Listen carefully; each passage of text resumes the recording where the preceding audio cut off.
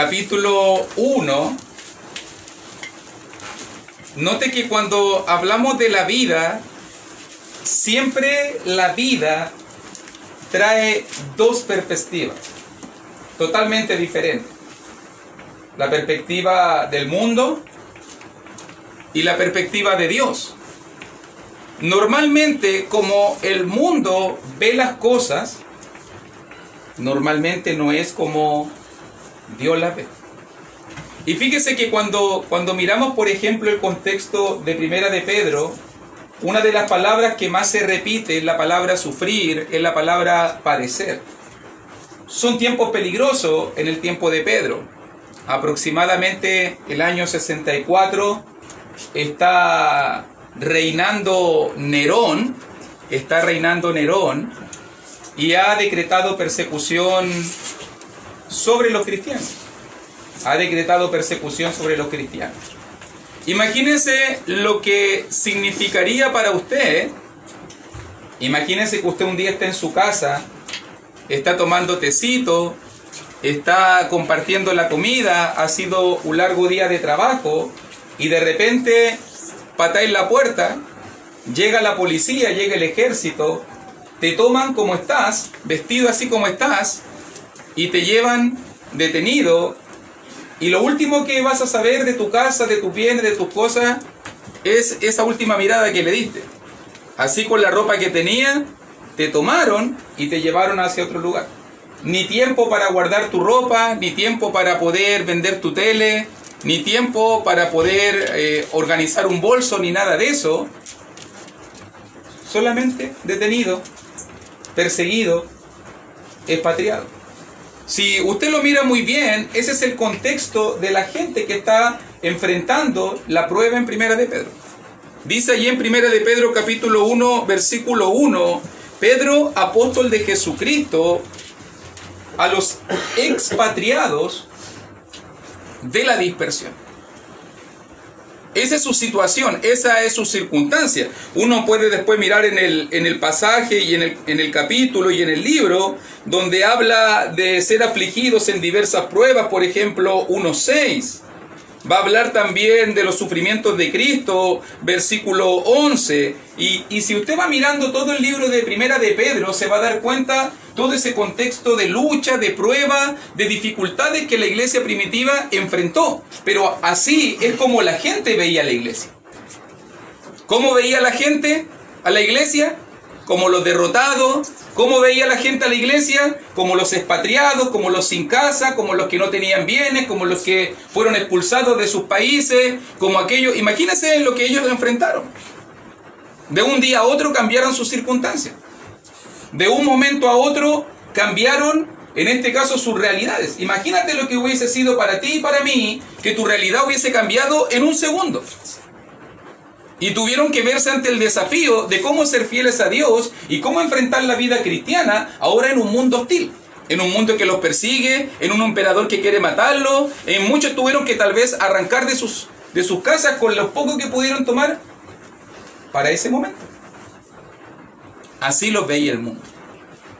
Pero me encanta la perspectiva de Pedro, porque ¿cuántas personas no se hubiesen hundido? ¿Cuántas personas no se hubiesen deprimido en una situación como esa? ¿Cuántos no hubiesen tirado la esponja, diríamos por ahí, tirado la toalla, en una situación como esa? Chuta, ¿para qué seguir? Si yo era fiel, yo estaba buscando a Dios, yo me convertí para servir a Cristo, para poder venir cosas buenas. ¿Y a cuánto no le ha sucedido que por convertirse a Cristo, en vez de venir cosas buenas, a veces van a venir cosas malas? En un mundo amenazante. Pero esa es la perspectiva, y vuelvo a decirte lo mismo, lo vuelvo a reiterar, esa es la perspectiva como el mundo ve las cosas. Porque si tú te fijas, Pedro comienza, yo me imagino cuando los hermanitos recibieron la carta, chuta Pedro, tenías que decirlo, si sabemos que estamos perseguidos, si sabemos que estamos sin casa, si perdimos todo, si yo sé, Pedro, ¿para qué? Chuta Pedro, te estás acordando de lo malo que nos pasó, dispersos, sin casa, sin hogar, perseguidos, expatriados, muchos de ellos muertos, muchos de ellos ultrajados, si tú miras el contexto, muchos de ellos insultados en sus trabajos, muchos de ellos golpeados, muchos de ellos teniendo amos esclavizados y amos que se enseñorearon de ellos y lo golpearon con dureza. Si tú miras todo el contexto de la primera carta de Pedro, te vas a dar cuenta de eso. Y te lo digo mejor, las circunstancias son desalentadoras. No va a pasar. Nerón va a morir por lo menos en 4 años más. Gracias a Dios, digo yo. Porque si no, hubiese acabado con todo ello. Porque estaban siendo perseguidos profundamente. Pero si tú te fijas, desde el versículo 1 al versículo 2, algo pasa. Y ese es mi enfoque que quiero hoy día presentarte, mi querido hermano, en un contexto tal vez parecido de prueba, donde tienes delante de ti la posibilidad y la circunstancia de elegir tu mirada. Tú tienes la posibilidad de elegir tu mirada. Tú puedes mirar tu circunstancia presente a la luz de lo que el mundo ve. O tú puedes ver tu circunstancia presente a la luz de lo que Dios ve. Porque aunque ellos eran perseguidos, aunque ellos eran expatriados, aunque ellos perdieron sus casas, aunque ellos fueron dispersos, aunque ellos lo perdieron todo, esa era la perspectiva del mundo, pero para Dios ellos no eran expatriados. Para Dios ellos no eran perseguidos. Para Dios, dice versículo 2, nótalo muy bien, elegidos. Eran escogidos, eran especiales para Dios. Aunque ellos estaban dispersos por el mundo, aunque ellos no tenían tal vez cosas materiales en este mundo, aunque tal vez ellos habían perdido toda su seguridad, toda su economía, todo lo que tal vez los protegía materialmente, pero en las manos de Dios ellos eran elegidos. Incluso mire las palabras que destaca versículo 2, elegidos según la presciencia de Dios, o sea, el previo conocimiento de Dios. Dios tenía un plan y Dios le está diciendo aquí en 1 de Pedro 1:2, ustedes eran parte de ese plan maravilloso. Dios en su presencia, en su conocimiento previo, en su anticipación de las cosas, en su omnisciencia, Él ya los había conocido, los había elegido, los había apartado. Ustedes eran especiales.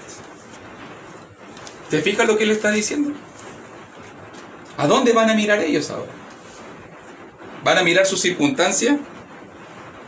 Chuta, a lo mejor no tengo para pasar el día. A lo mejor no tengo una sillita donde sentarme. A lo mejor la cobija de mi cama no es la más cómoda. A lo mejor el colchoncito no es lo mejor, si es que tenían colchón. O van a mirar las circunstancias de cómo veía las cosas Dios. Porque aunque esa era su situación presente, delante de Dios eran preciosos, eran escogidos, eran elegidos por Dios, eran santificados por el Espíritu, versículo 2, santificación del Espíritu, eran, nota muy bien la obra de Dios, eran rociados con la sangre de Cristo. La obra de Dios en la vida de mis hermanitos en el Ponto, en Galacia, en Capadocia, en Asia y en Bitinia. Delante de Dios eran elegidos, delante del Espíritu Santo eran santificados y delante de Cristo eran rociados con su sangre, o sea, perdonados, o sea, reconciliados con Dios, o sea, apartados por el Espíritu Santo, o sea, elegidos por la gracia de Dios. Lo único que ellos tenían que hacer, dice allí en medio de todo ese pasaje, versículo 2, lo que estamos haciendo ahora, para obedecer. Y ese es el propósito. Para obedecer. ¿Te das cuenta cómo Dios ve las cosas? ¿Te das cuenta cómo la ve el mundo? ¿Cómo lo ve el mundo? ¡Ay, qué triste que es mi vida! ¡Ay, que los problemas que tengo! ¡Ay, es que esta situación! ¡Ay, es que la deuda! ¡Ay, es que la enfermedad! ¡Ay, es que el dolor! ¡Ay, es que el sufrimiento! Y normalmente vivimos enfocándonos la vida en las cosas que se ven de este mundo. Y nuestra perspectiva es atrofiada. ¿Por qué mejor no levantar la mirada? Creo que Pedro lo que está haciendo es levantar la mirada de los hermanos. No veas lo que te falta, no veas lo que te daña, no veas lo que te empequeñece, no veas lo que te hace sentir vulnerable. Ve las cosas con la óptica de Dios. Eres un elegido, eres un santificado, eres alguien que ha sido rociado con la sangre de Jesús. Incluso mira, versículo 3 al versículo 5, quiero agregar otros conceptos más en cuanto a la obra de Dios en nuestra vida. También dice versículo 3 al versículo 5, bendito el Dios y Padre de nuestro Señor Jesucristo, que según su grande misericordia nos hizo renacer para una esperanza viva. Hemos sido renacidos, tenemos una nueva vida, tenemos esperanza, tenemos una esperanza viva. Esperamos y aguardamos la salvación en los cielos. Aguardamos y esperamos. ¿Cuánta gente hoy en día muere sin esperanza? Vive sin esperanza. Vive un día a la vez, no sabiendo qué va a venir más adelante, no sabiendo si va a morir, no sabiendo qué es lo que va a suceder. ¿Cuánta gente hoy en día no tiene ninguna esperanza en el mundo? ¿Cuánta gente hoy en día no espera nada? ¿O no lo he escuchado por ahí?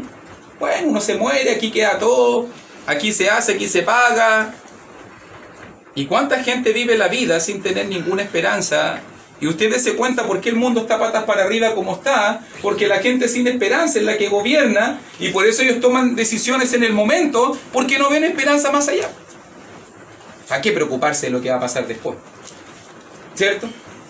Mejor comamos, bebamos, y como hay varios pasajes que no hablan de esa perspectiva, de la perspectiva materialista de este mundo, que no importa lo que viene más allá. Pero el cristiano tiene una esperanza viva, nota muy bien, esperanza viva. Mira versículo 4, herencia incorruptible, incontaminada e inmarcesible, reservada en los cielos para vosotros, que sois guardados por el poder de Dios mediante la fe para alcanzar la salvación que está preparada para ser manifestada en el tiempo postrero. Tres conceptos que son uno, porque Pedro dice, tenemos esperanza, dice, tenemos herencia, dice, tenemos salvación. Los tres conceptos son una misma realidad. Esperanza porque es lo que aguardamos, porque no es algo que tenemos de inmediato. Herencia porque es tuyo, porque es una posesión. Eres un hijo de Dios con derecho a herencia y Dios tiene un lugar reservado para ti y que va a ser obviamente después de esta vida. Y salvación porque es lo que Dios quiere hacer. Yo no sé si usted ha pensado en la palabra salvación. Por si acaso, el libro de Primera de Pedro también se basa mucho en esa palabra. Por lo menos en el capítulo 1, el tema principal es la salvación. Por si acaso, y eso va a decir el 1.9. Que al final el fin de nuestra fe es la salvación de nuestras almas. Entonces lo más importante para Pedro es decirte, tienes salvación. Pero ¿sabes que esa palabra nosotros no la apreciamos mucho? ¿Y sabes por qué no la apreciamos mucho? Porque todavía no hemos visto la perdición. Entonces es difícil que usted aprecie la salvación mientras usted no vea la perdición. Pero cuando tú veas la perdición, cuando tú veas el lago de fuego, cuando tú veas el lloro y el crujir de dientes, cuando veas el fuego que nunca se apaga y el gusano, estoy usando obviamente imágenes metafóricas de lo que Jesús mismo habla, hablando del infierno. Pero si tú lo miras muy bien, si tú vieses la condenación, la perdición, tú apreciarías de mejor manera lo que es la salvación. Tú apreciarías de mejor manera, en este caso, lo que es la vida eterna. Pero como no lo vemos, ve que la gente, no importa, ni me voy al infierno nomás. Si da lo mismo. ¿Y qué tiene? Si allá vamos a estar con el diablo, bailando, pasándolo bien con todo. Ve que la gente se imagina el infierno que es eso. Incluso hasta los chistes jocosos imaginan que el infierno es eso. Como un nightclub, como con una escalera para abajo. Los Simpsons te lo grafican de esa misma manera, como que sale el fueguito por los lados, pero es que es como una fiesta oscura y música. Debe haber reggaetón, debe haber de esa música de ahora, ¿cierto? Debe haber de ese tipo de música. Pero no es así. No es así. Eso es lo que el mundo quiere. Incluso la gente maquilla el infierno para que se vea hasta bonito. Para que uno diga, hoy sí, no sería mal estar ahí. Total peco y bueno, después, ahí veremos. Otros te venden otro cuento. No te preocupes, Dios te va a mandar al infierno, pero hay un purgatorio. Entonces, si hacís tantas misas, si pagáis tantas cosas, y tú hacís todo eso, a lo mejor Dios de repente te puede perdonar y después de un ratito de castigarte, te va a castigarte unos 10 años porque pecaste más o menos 10 años, pero después de esos 10 años te va a dar una vida eterna. Si Dios no es malo, si al final siempre hay una manera. Y eso es lo que el mundo te dice. Pero nótalo muy bien los conceptos que Pedro está transmitiendo hoy día. Eres un elegido. Eres un santificado. Eres rociado con la sangre de Cristo. Dios te ha dado una nueva vida. Una nueva vida que tiene un ticket de esperanza. Una nueva vida que tiene un ticket de herencia. Es incorruptible porque nadie la puede corromper. La gente hoy día busca cosas terrenales, materiales, corruptibles. Tú puedes construirte la mansión más grande. Tú puedes ir a la roca, a la peña más profunda y construir allí una mansión. Pero aún así, eso se puede destruir. Cualquier cosa de este mundo se puede corromper. Cualquier cosa que aunque tú pienses que es estable, pero la herencia que tiene el cristiano en los cielos, nadie la puede destruir. Nadie la puede destruir. Incluso dice el pasaje, incontaminada. Nadie la puede manchar. Inmarcesible. Nadie la puede marchitar. No se puede marchitar. No hay nada en este mundo que pueda destruir, acabar, manchar, quitar o marchitar. Y me está usando la imagen obviamente de marchitar porque está pensando en la corona. Está pensando en la corona de vida, en ponerla de contraste de cómo los hombres querían coronas materiales de laureles y cómo una corona de laurel se puede marchitar, pero la corona de vida que Dios tiene para el cristiano no se puede marchitar. No se puede marchitar. ¿Dónde está esa herencia? Qué lindo, versículo 4. Reservada en los cielos. No está en esta vida, hermano. ¿Cómo era la vida para los destinatarios de Primera de Pedro? Dura, difícil, complicada, llena de pruebas, llena de necesidades, llena de vejaciones. Pero Pedro invita a sus hermanitos, no piensen en esta vida, miren a los cielos. Allí está su esperanza, allí está su herencia, allí incluso está su salvación preparada, versículo 5, para ser manifestada en el tiempo final. Solo decirle, ¿bajo qué óptica va a querer mirar la vida? ¿Vas a seguir mirando la vida bajo la óptica material? A lo mejor si miras la vida bajo la óptica material te rindes. ¿Qué vas a hacer? La vida a veces dura, a veces triste, a veces complicada. Yo hoy día quiero invitarles a que miremos la vida bajo la óptica espiritual. Aprecia lo que tienes.